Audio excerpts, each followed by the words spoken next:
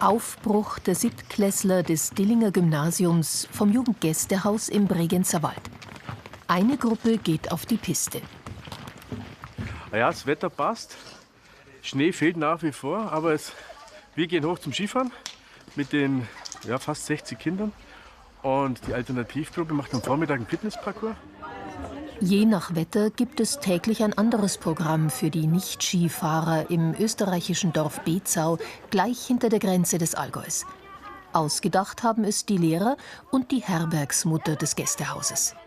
Seit immer mehr und mehr der Schnee im Tal gefehlt hat und ich einfach gewusst habe, dass meine Gäste trotzdem kommen möchten und damit die Skifreizeit trotzdem stattfinden kann, habe ich mir überlegt, was mache ich mit denen, die nicht Skifahren wollen. Wieso fährst denn du nicht Ski? Weil ich eher Fußball mag und nicht so Wintersportler bin. Ich fahre lieber Schlitten und mache eine Schneeballschlacht, aber ich bin nicht so der Skifahrer. Obwohl meine Eltern zwar früher Ski gefahren sind, aber das ist nicht so mein Ding.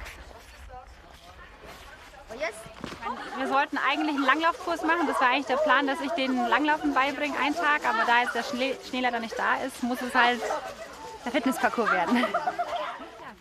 Eine interessante Erfahrung für die aus Oberstdorf stammende Sportreferendarin und für die Kinder, die den Winter auf neue Weise erleben.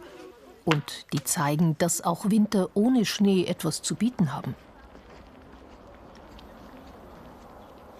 Am Berg macht die Anfängergruppe ihre ersten Schwünge auf einem reinen Kunstschneeteppich.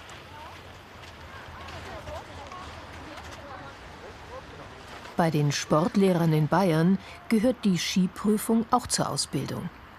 Und es gibt eben auch den Hinweis im Sportlehrplan, dass man Schülern die Möglichkeit geben sollte, eine Sportart zu erlernen, die man im normalen Sportunterricht jetzt nicht realisieren kann.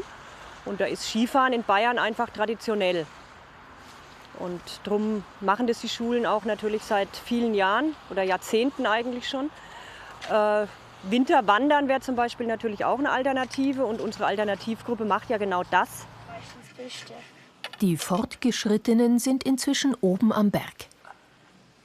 Stürze? Also ich bin hingefallen und Toni auch. Ich habe mich voll erschrocken, dass sie hingeflogen ist und dann Scheiße.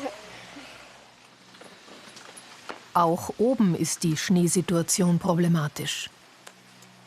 Also es ist schon ein großes Thema. Die Kinder sind dann schon überrascht, wenn man dann vor allem mit der Gondel runterfährt und diesen kleinen weißen Fleck sieht, wo die Anfänger so ihre ersten Schwünge machen.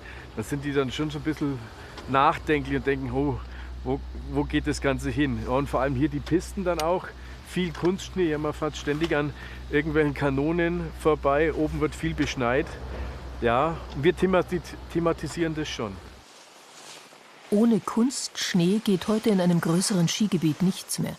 Im längerfristigen Trend gehen sowohl die Tage mit Schneedecke als auch die Schneehöhe zurück. Das Landschaftsbild in Bayern, hier in Unterammergau, zeigt wieder einmal weiße Kunstschneebänder auf grünen Wiesen. An der Frage, wie sinnvoll Skifahren lernen vor dem Hintergrund des Klimawandels heute noch ist, kommt auch der Deutsche Skilehrerverband in Garmisch-Partenkirchen nicht mehr vorbei. Wir sind überzeugt davon, dass Natursport generell und insbesondere der Schneesport einen extrem hohen Motivationscharakter hat für die Kinder und Jugendlichen, die heutzutage sehr viel nur noch vor den digitalen Medien Zeit verbringen, auf ihre Smartphones starren, in ihre Tablets und Laptops starren.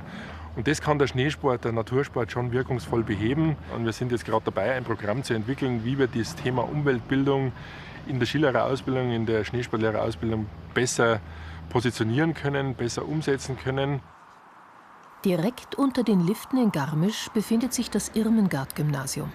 Die Partnerschule des Wintersports führt inzwischen Wintererlebnistage durch, ganz ohne Alpinski.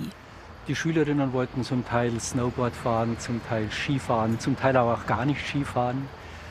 Zum Beispiel, die Eltern haben gesagt, das ist uns einfach zu teuer, jetzt nur mal für ein kurzes Experiment viel Geld auszugeben. Auch das Ausrüsten mit Leihschienen und so weiter kostet ja Geld. Es hat also eine ganze Reihe von Gründen gegeben, mal zu überlegen, können wir nicht ein Konzept entwickeln, das allen gerecht wird. Die Plakate zeigen, der Klimawandel wird auch hier diskutiert. Aber gibt es auch Kritik an den Wintererlebnistagen ohne Skifahren? Also an uns tritt niemand heran und sagt, wir sollen das Konzept ändern. Im Gegenteil, wir haben nur positive Resonanzen. Auch nicht der Seilbahnchef. Nein, natürlich auch nicht. Und wie gesagt, wir sind ja Partnerschule des Wintersports. Aus unserer Schule, die kommen die Größen, Magdalena Neuner, Laura Dahlmeier, auch die Maria Rieschbar bei uns an der Schule. Als Partnerschule des Wintersports wissen wir das auch zu schätzen und auch damit umzugehen. Uns ging es darum, einfach ein größeres Bild von Wintererlebnis zu zeichnen. Damian ist inzwischen beim nächsten Programmpunkt mit der Alternativgruppe des Dillinger Gymnasiums. Die Rodelabfahrt ins Tal ist nicht möglich. Macht nichts. So geht es in der Gondel vom Schnee wieder zurück ins Grüne. Zur nächsten Station, dem Heimatmuseum von Betzau, wo der Alphornbauer vom Ort schon wartet.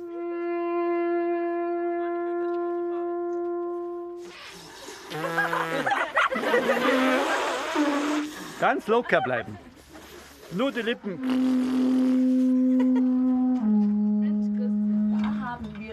Und dann kommt noch die Museumsführung. Konnte auch Brot gebacken werden. Also die Glut wurde einfach nach hinten geschoben. In der Früh eben haben wir auch schon sehr viel erlebt mit dem Parcours, haben uns sportlich betätigt.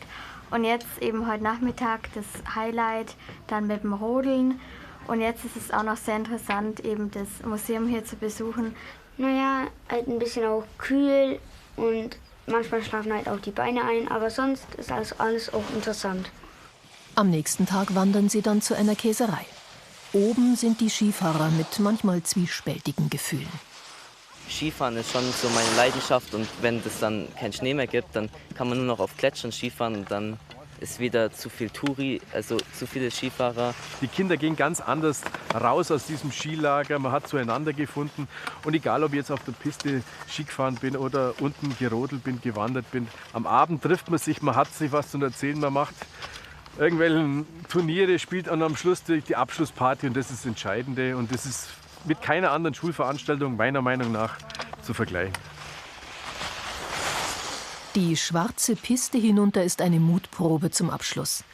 So gestaltet das Seiler-Gymnasium aus Dillingen ein vielfältiges Schullandheim mit wintersportlichem Charakter, wie sie es nennen. Skifahren gehört immer noch dazu. Das Bewegen in der Natur, vor allem im Winter, hat was Besonderes.